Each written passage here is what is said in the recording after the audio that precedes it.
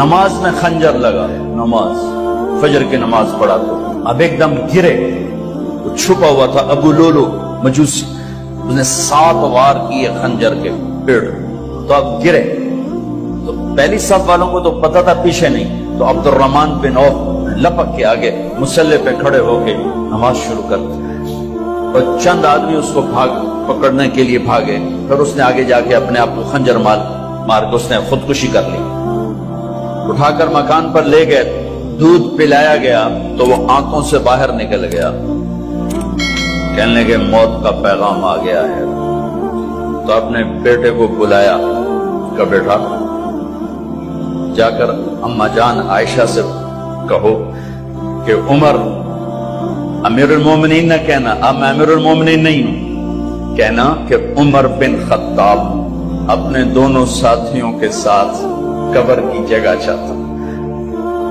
اگر مجھے اجازت مل جائے تو مجھے وہاں دفن کرنا، اگر اجازت نہ ملے تو مجھے عام قبرستان میں دفن کر دینا۔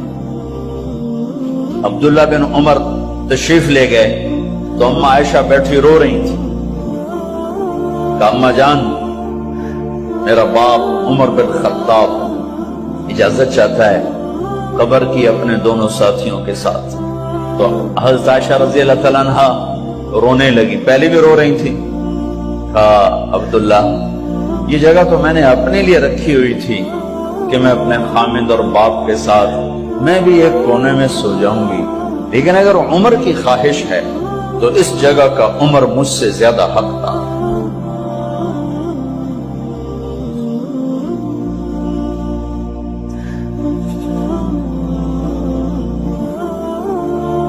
بیٹے نے آ کر کہا ابا جان مبارک ہو، اجازت ہو گئی، کہا بیٹا ہو گئی، لیکن جب میری میت اٹھاؤ تو دروازے پر جا کر رکھنا اور ایک دفعہ دوبارہ پوچھنا، ہو سکتا ہے میرے شرم میں اجازت دی ہو اور میرے مرنے کے بعد انکار فرما دیں، تو ایک دفعہ دوبارہ پوچھنا، اس وقت بھی اجازت ملے تو پھر لے جانا ورنہ واپس لے جانا۔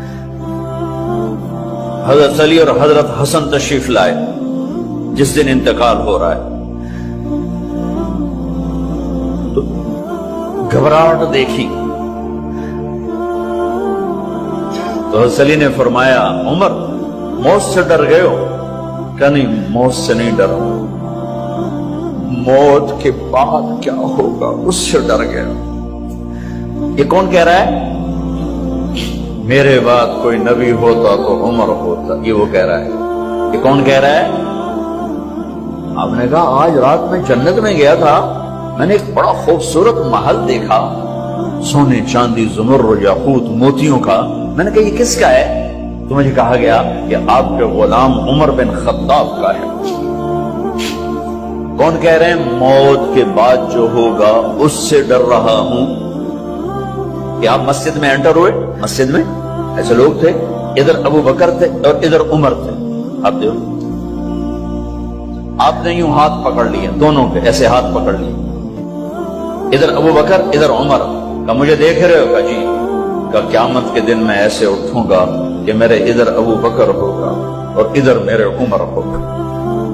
یہ عمر کہہ رہے ہیں اور سے نہیں ڈرا ہوں، موت کے بعد کیا ہوگا اس پہ ڈر رہا ہوں۔ تو حضرت علی نے فرمایا کیوں ڈرتے ہو؟ میں گواہی دیتا ہوں، میں نے کئی دفعہ اللہ کے محبوب سے سنا کہ جنت کے بڑی عمر کے، ایک تو نا جنت کے نوجوانوں کے سردار، وہ تو حسن حسین ہیں، میں نے کتنی دفعہ سنا اللہ کے نبی سے کہ جنت میں بڑی عمر کے لوگوں کے سردار ہیں ابو بکر اور عمر۔ تو آپ نے کہا قیامت کے دن گواہی دو گے؟ آپ نے کہا، حضرت علی نے کہا میں بھی گواہی دوں گا، میرا بیٹا حسن بھی گواہی دے گا۔ وہ حضرات تشریف لے گئے تو موت کی آہٹ کو محسوس کیا تو بیٹے کی گود میں سر تھا عبداللہ بن عمر کا، بیٹا یہ زمین پہ لٹا، انہوں نے یہاں سے ہٹا کر یہاں سر رکھا، وہ حق سنا نہیں کیا کہہ رہا ہوں، زمین پہ ڈال دیں. ان کا جی نہیں چاہ رہا تھا. کیا کہہ رہا ہوں؟ زمین پہ ڈالو. انہیں آگے کر دے وہ پیچھے اپنا چہرہ مٹی میں یوں رکھ اور مٹی میں منہ ملنے لگے ایسے اور کہہ رہا ہے وَيْلٌ لَكَ يَا عُمَرْ إِن لَّمْ يَغْفِرْ لَكَ عُمَرْ إِن لَّمْ يَغْفِرْ لَكَ رَبُّكَ. اے عمر اگر تیرے رب نے آج تجھے معاف نہ کی تو تو ہلاک ہو. وَيْلٌ لَكَ وَلِأُمِّكَ وَيْلٌ لَكَ وَلِأُمِّكَ يَا عُمَرْ إِن لَّمْ يَغْفِرْ لَكَ رَبُّكَ. عمر اگر آج تجھے اللہ نے معاف نہ کی تو تو ہلاک ہو. اتنے بڑے مقام والے 1,24,000 میں ایک آدمی ہے مراد جسے مانگا گیا ایک آدمی. یا اللہ عمر دے دے میرے اسلام کی بلندی کے لیے. وہ کہہ رہے ہیں وَيْلٌ لَكَ يَا عُمَرْ إِن لَّمْ يَغْفِرْ لَكَ رَبُّكَ.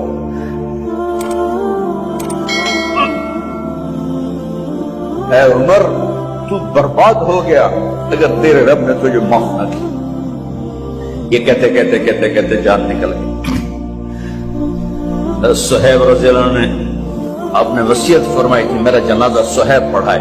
رومی جنازہ پڑھایا گیا, کندھوں پہ اٹھایا گیا اور آ کر اما جان عائشہ رضی اللہ عنہ کے دروازے پر عبداللہ بن عمر, باقی تو کوئی پتہ نہیں تھا کسی کو, کبھی ٹھہر جاؤ جنازہ یہاں رکھ دو. پھر آگے بڑھے, دستک دی, اما جان میرا باپ عمر بن خطاب دروازے پہ پہنچ چکا ہے, اندر آنے کی اجازت ہے. تو اما جان عائشہ نے فرمایا مرحبا بعمر. ہم عمر کو خوش آمدید کہتے ہیں اور باہر تشریف لے گئی. وہیں حجرہ مبارک میں قبر کھودی گئی.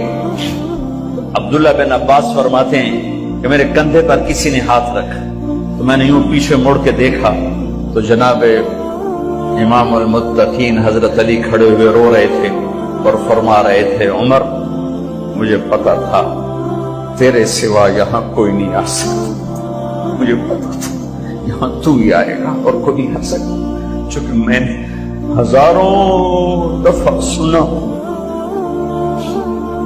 خرجت انا و ابو بکر و عمر دخلت انا و ابو بکر و عمر. میں نے ہزاروں دفعہ اپنے نبی کی زبان سے سنا میں اور ابو بکر عمر گئے تھے, میں اور ابو بکر عمر آئے تھے, میں اور ابو بکر عمر اندر گئے تھے, میں اور ابو بکر عمر باہر گئے تھے. میں نے اپنے نبی کے نام کے ساتھ تجھے اور ابو بکر کو اتنا سنا ہے کہ کسی کو نہیں سنا, لہذا مجھے پتا تھا تو اسی جگہ پہ آئے گا, تیری یہی جگہ ہے. میرے بھائی بہنوں, یہ وہ لوگ ہیں جنہوں نے رضی اللہ عنہ کا ٹائٹل جیتا اور پھر روتے روتے مر گئے. مجھے کیا خبر کیا ہونے والی, اب کو کیا خبر کیا ہونے والی. بے شک میرا رب رحیم ہے, اس کے رحم کے تو فیضی کام بنے گا. کیڑیاں تقریراں تے کیڑے علم, کیڑیاں نمازاں تے کیڑیاں سجدہ, کم تو اس کی رحمت پر بنے گا, پر یہ اعمال اس کی رحمت کو لینے کا راستہ ہے. یہ بھی ٹھیک نہیں ہے کہ اللہ غفور الرحیم ہے آپ ہی معاف کرے گا. یہ یزید اور حسین کو برابر تو نہ کرے. آل رسول کی بوٹی بوٹی نوچ دی جائے اس کی رضا کو ڈھونڈنے کے لیے. وہ نہیں کہہ سکتے تھے اللہ بڑا غفور الرحیم. اس لیے بھائی بہنوں, معاملہ بے شک اللہ کی ذات سے ہے, بڑا کریم ہے, آنسو دیکھنا چاہتا ہے, ندامت دیکھنا چاہتا ہے. کون ہے جس سے گناہ نہیں ہوتا؟ کون؟ میں اسے انسان ماننے کے لیے تیار نہیں. یا تو وہ کوئی فرشتہ ہے یا نبی ہے. نہ نبی آ سکتا ہے نہ ہم فرشتے ہیں. وہ انسان ہی نہیں جس سے خطا نہ ہو. لہذا میں اپنے رب کی قدرت پہ قربان جاؤں, رحمت پہ قربان جاؤں کہ اس نے توبہ کے لیے نہ عمر کی قید نہ عدد کی قید. اب تو 60 سال کا ہو گیا ہے، 70 سال کا ہو گیا، اب تیری کوئی توبہ نہیں، آخری سانس میں آ جا قبول ہے. ابھی تیری 100 دفعہ ٹوٹ چکی ہے توبہ، اب 101 دفعہ قبول نہیں، 1 کروڑ دفعہ توڑ کے آ جا قبول ہے.